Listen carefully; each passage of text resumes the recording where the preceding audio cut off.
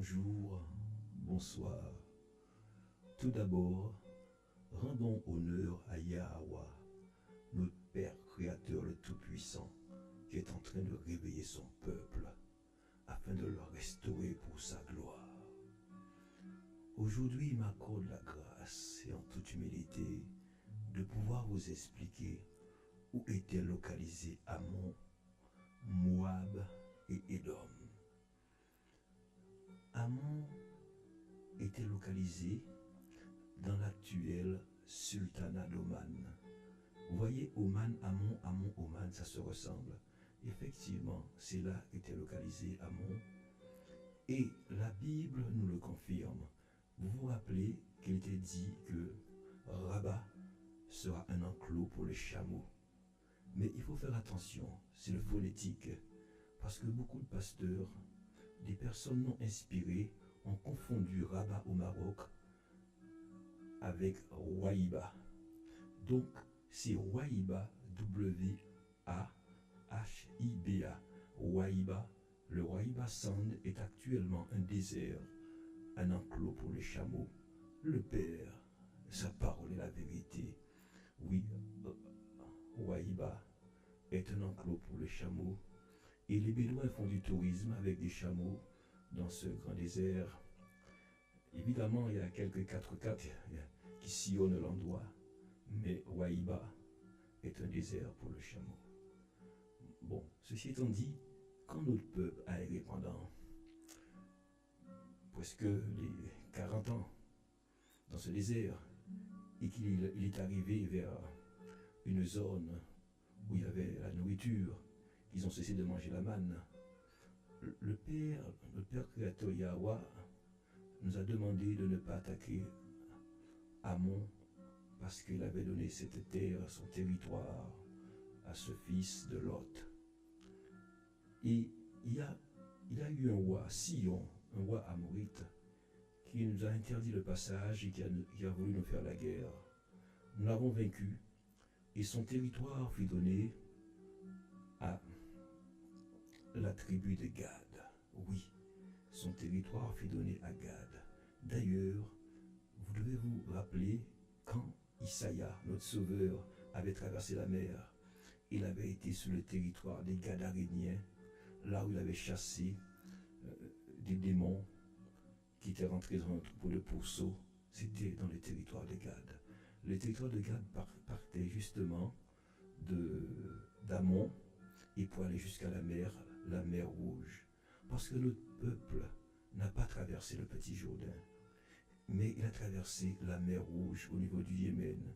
C'est pour ça qu'il est écrit que la mer qui venait d'Ammon est montée comme un monceau au niveau de la ville d'Aden, à côté de Sartan. Sartan, c'est Katan, Abou Katan, c'est Yoktan, c'est Sartan, c'est le frère de Péleg, le fils de Shem. Oui, parce que l'arche de Noé avait échoué sous les monts Sararat et non les monts Ararat au Yémen. Et donc les fils de Noé étaient restés avec lui. Mais quand Noé a maudit Canaan, le quatrième fils de Cham, Cham avait quitté les lieux pour aller construire sa ville ailleurs au nom de sa femme. Yafet, son petit frère aussi, était parti pour aller construire sa ville. Et Shem est resté avec son père dans l'Arabie heureuse, l'Arabie Félix, le Yémen. Et Shem a construit sa ville qui s'appelle Sana. D'ailleurs, l'ancienne ville est classée au patrimoine mondial de l'UNESCO. Voilà. Et les fils de Shem, donc Péleg est parti vers l'Irak, ce qu'on appelle vers Our en Chaldée. Et lui, Katan, ou Sartan, ou Yoktan, est resté dans cette région du sud de l'Arabie heureuse, du sud du Yémen. Et d'ailleurs, son fils, Adrémaout, a laissé son nom au plus grand Wadi, c'est-à-dire c'est une vallée fertile qui s'appelle le Wadi de Adrémaout, qui fait environ 200 km de long. Donc, voilà pour comprendre l'histoire. Et Moab, étant le frère d'Ammon, donc ils n'étaient pas très éloignés. Moab était vers le centre du Yémen. Et le dernier roi de Moab a vécu vers le XVIIIe siècle. Et un Français, je crois que c'est Tessier, un docteur, qui a écrit les encyclopédies, qui avait soigné l'oreille de ce roi. Vous pouvez voir ça sur Internet, il a laissé les traces. Donc, quand Moïse a quitté la plaine de Moab, c'est une plaine d'environ 30 à 50 km de large, aux environs, qui est près de la mer Rouge, et ça tourne le Yémen. Donc, Moïse a quitté cette plaine, il est monté, la Bible nous dit vers le mont Nebo. Mais là, je vous ai dit aussi, les scribes de malheur, ils ont voulu tordre l'histoire. Donc, c'est pas le mont Nebo, mais c'est le mont Nabi. Nebo, Nabi, ça se ressemble. Nebo veut absolument rien dire. Par contre, Nabi, en arabe, ça veut dire prêtre. D'ailleurs, la montagne s'appelle le Jabal an-Nabi Shwab, ce qui veut dire la montagne du prêtre Jéthro. Et qui est Jéthro? C'est le beau-père de Moïse.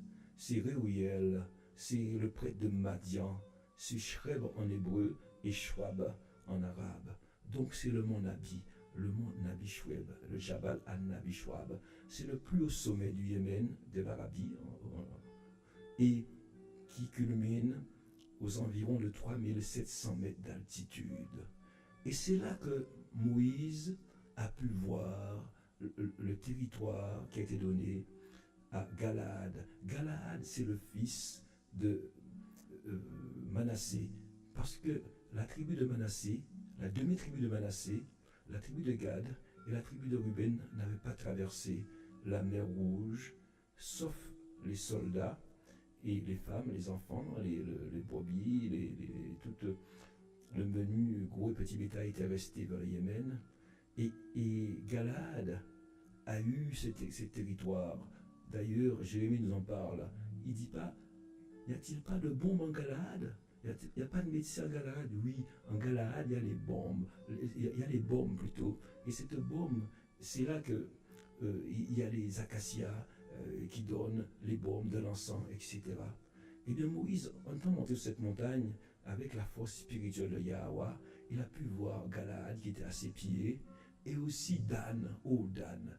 Pourquoi Dan? Tapez sur Internet Dan, et juste Côte seulement. Vous allez voir Dan, Côte d'Ivoire, parce que la tribu de Dan est en Côte d'Ivoire, de l'autre côté de la mer occidentale, qu'on appelle l'océan Atlantique. Effectivement, et enfin, depuis que notre pays fut partagé à la conférence de Berlin en 1885 par un certain von Bismarck allemand, des gens très très haineux contre nous. Et puis ils ont créé le petit pays qui s'appelle le Libéria, dans le but d'aider nos frères américains pour pouvoir retrouver un pays en Afrique. Mais sinon c'est le territoire de Dan, c'est-à-dire la Côte d'Ivoire qui allait jusqu'à la mer. Et c'est là que c'est magnifique, la vérité. Donc Moïse a pu voir de Galaad jusqu'à Dan, tout le long devant lui. Et Dan est là, et vous le savez, vous pouvez voir sur Internet, la tribu de Dan a conservé tous les rites de nos ancêtres. D'ailleurs, ceux qui sont palestiniens ont été les voir dans le but de leur faire du blablabla et tout ça, mais bon, ils ne peuvent plus nous couillonner, nous sommes à l'heure de la vérité. Donc je vous dis, et Ruben a eu vers le nord du Yémen la tribu de Ruben. Donc ces trois tribus sont restées dans l'Arabie heureuse qu'on appelle l'Arabie Félix, qui est l'actuel Yémen. Donc vous devez savoir maintenant où étaient situés Ammon et Moab. Et Édom avait épousé une fille d'Ishmaël. Il a épousé aussi 2 Cananéennes. Donc Édom aussi avait un territoire vers le Yémen, vers l'Arabie heureuse. D'ailleurs, c'est pour ça qu'on appelle la mer Rouge la mer Érythrée, la mer d'Édom. Parce que Édom était aussi vers l'Érythrée, parce que Édom avait eu 3 femmes, et il y a eu, ses descendants se sont mis aux alentours de cette mer Rouge. Je profite pour vous rappeler que la mer Rouge est dans une fosse, un fossé, un trou.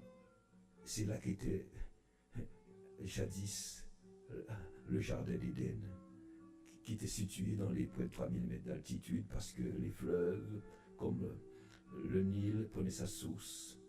Le Tigre, qu'on appelle Hiddekel, qui est en Afrique, et le Pichon, qui coulait en Orient, au Yémen. Par exemple, on prend la ville de Taïz au Yémen, qui a environ 2400 mètres d'altitude. Donc ça prouve l'altitude sur laquelle était situé le jardin d'Éden, sur un haut plateau plus élevé que l'Éthiopie et aussi le Burundi où le Nil prend sa première source actuelle sous le mont Kikizi à 2500 mètres d'altitude. Le Créateur donne la connaissance. Cette connaissance, c'est pour son peuple. C'est pour que vous puissiez vous réveiller, mais dans la vérité, et bénéficier du salut promis. Notre peuple n'est jamais rentré en petite Palestine. Jamais. Joshua, Josué n'a jamais traversé ce petit Jourdain, mais la mer Rouge. Comme je vous l'ai déjà dit, peut-être que les Djiboutiens traversent la mer Rouge à la nage en 45 minutes. Notre peuple a eu ce privilège de faire ce lavage à sec, de passer dans l'antre de la mer à sec et rentrer dans ce beau pays où coule le lait et le miel, le pays de nos ancêtres sur lequel nous allons revenir très bientôt. Oui, donc Moab et Ammon ont été dilués, vous le savez, mais le Créateur a laissé un petit reste partout. D'ailleurs, nos tribus, la demi-tribu de Manassé, la tribu de Gad et la tribu de Ruben ont été emmenés aussi en captivité en Assyrie. Le Père a laissé aussi un petit reste. Actuellement, il y a de nos frères et sœurs au Yémen qui sont traités comme des intouchables. D'ailleurs, on les appelle les intouchables. Qu'est-ce qu'ils font comme métier? Ils font les poubelles, ils nettoient, ils lavent les toilettes des mosquées et personne ne veut les toucher. C'est triste. On a les larmes aux yeux, oui, quand on voit tout ce que souffre notre peuple. Donc le Yémen a un rôle, l'Arabie heureuse, un rôle très important. Comme je vous l'ai expliqué, c'est là que l'arche de Noé s'était arrêtée. D'ailleurs, l'apôtre Paul nous le dit dans Galates, il nous dit le mont Sana, c'est, excusez-moi, je reprends mon souffle, il nous dit le mont Sana est situé en Arabie. En faisant une allégorie, il parle de la maman d'Ishmaël. Vous voyez, nous vivons une période extraordinaire où les vérités sortent. Prenez vos Bibles, priez, demandez au Père la connaissance, restez dans l'humilité. N'écoutez pas les prétentieux, les pasteurs qui veulent être soi-disant les seuls porteurs de la vérité du Père. Ce sont des menteurs. Ils vous mentent. Notre peuple est rentré en Afrique subsaharienne en passant par le Yémen. Et c'est là que Moïse a été enterré sous le mont Nabi. Nabi, oui, Jabal al-Nabi Shouab. D'ailleurs, actuellement, vous ne pouvez pas y aller sur cette montagne parce qu'il y a des militaires, oui, qui gardent l'accès. Il y a aussi des radars.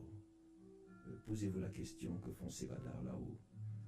Peut-être ils espèrent voir quelque chose, trouver, déclencher quelque chose, parce que c'est la montagne du Père, c'est une montagne sacrée. Oui, voilà. Donc, comme l'apôtre l'a dit, le mont Sana, c'est Agar dans l'Arabie. Paul ne mentait pas. Effectivement, c'est la vérité. Il faut dire mont Sana, pas mont Sinaï. Le mont Sinaï est impropre. C'est un empereur qui a inventé ce mot. D'ailleurs, la mère d'un empereur a créé aussi un faux mont Sinaï dans la péninsule arabique.